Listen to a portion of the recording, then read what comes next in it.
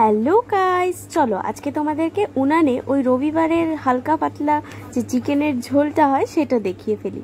তো সেই রিসেন্টলি আমরা উনান বের করেছিলাম, উনানে রান্নাবান্না হয়েছে, তোমরা দেখেও যে কচুর শাকের একটা ভিডিও আমি দিয়েছিলাম। তো চলো আজকে এই রেসিপিটাও তোমাদের সাথে শেয়ার করে ফেলি চিকেনের। এখন মাংসের আলু ভাজা হচ্ছে, এখানে হলুদ দিয়ে দেওয়া হচ্ছে আর নুন দিয়ে এখন আলুগুলোকে লাল লাল করে ভেজে নেবো। দেখো, মাংস খাই যতই যা করি না কেন, মাংসের আলুটা একটা আলাদাই ইমোশন, আলু লাভারদের জন্য তো অবশ্যই। তো এখন আমরা এই আলুটাকে লাল লাল করে ভেজে নিই, তারপরে ফিরে আসি। এবারে লাল লাল করে আলুটা ভাজা হয়ে গেছে, এখন আমরা আলুগুলো তুলে নেব। তুলে নাও।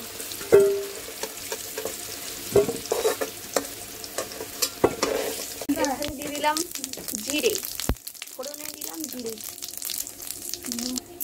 তেজপাতা আর পেঁয়াজ দিয়ে এবার ভাজা হবে।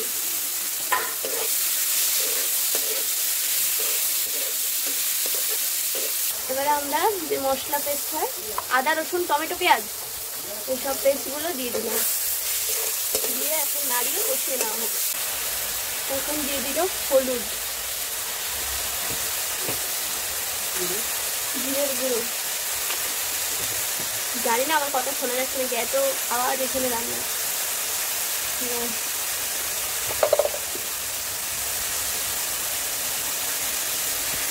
লঙ্কার গুঁড়ো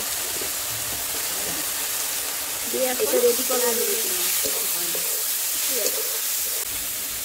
এবার দিয়ে দিল নুন, দিয়ে ভালো করে এখন মশলাটা একটু কষাতে হবে।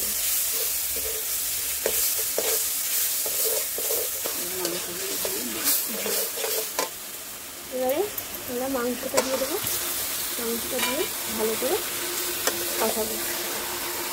রান্নাটা হয়ে যাক, কিছুক্ষণ পর দেখাচ্ছি। এই যে এবার কষানো মোটামুটি কমপ্লিট হয়ে গেছে।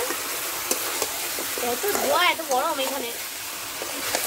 যাই হোক, আলু চলে যাবে, মাংস এবার ভাজা আলু চলে যাবে। মা বলেই দিচ্ছে, আমাকে আর বলতে হবে না যে আলু চলে গেল। এখন আলু দিয়ে আর একটু কষাতে হবে।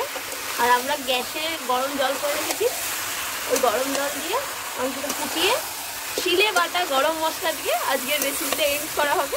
দেখতে থাকো। তো এখন আমরা জলটা দিয়ে দিয়েছি, এখন মাংসটা একটু ফুটুক। প্রচণ্ড ঝাঁজ, চোখ তাকাতে পারছি না। যাই হোক, তো এখানে ঝোলটা ফুটে যাচ্ছে, তারপরে এখানে শিলে বাটা গরম মশলা দেওয়া হবে।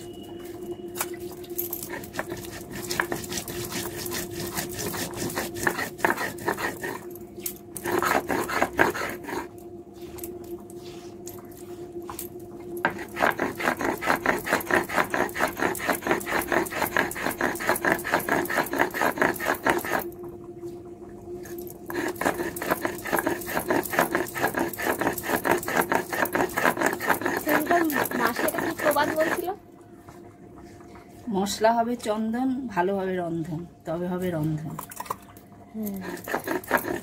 তাহলে তোমরা যদি শিলের বাটাবুটি করো, তাহলে কিন্তু চন্দনের মতন মোলায়েম করে বাটতে হবে, তবে গিয়ে কিন্তু তোমাদের রান্না ভালো হবে। বেসিক্যালি এই প্রবাদটার বিষয় হলো এটা। তো চলো, এরপরে যখন আমরা কড়াইতে দেবো গরম মশলা, তখন দেখা লাগে। কিন্তু শীতকালে আমরা বেশিরভাগ টাইমটাতেই উনানেই রান্না খাই, আমরা চেষ্টা করি, কারণ তখন তো ঠান্ডার সময় আগুন এখানে বসে পোহাতেও ভাল লাগে, আর তখন কষ্ট অত হয় না।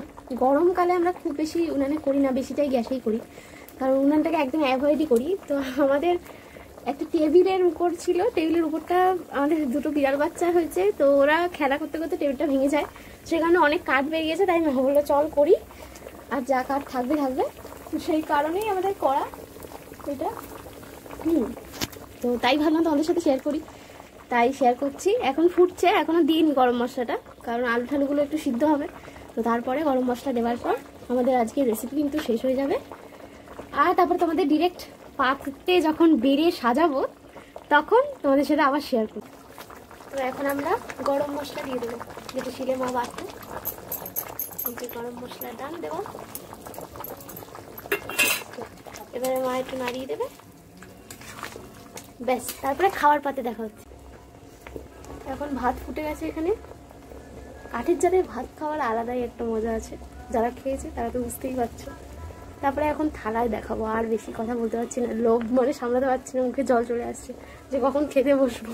এখানে আছে সাদা ভাত, তারপরে কি ভাজা, কলমি শাক, এটা কলমি শাক ভাজা, চিংড়ি দিয়ে কচুর শাক, এটা চিকেন, আর ওটা আছে কি যেন আমরা বিলেতি আমড়ার চাটনি।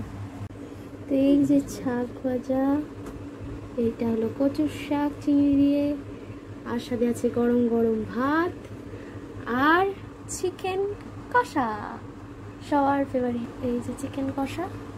তো চলো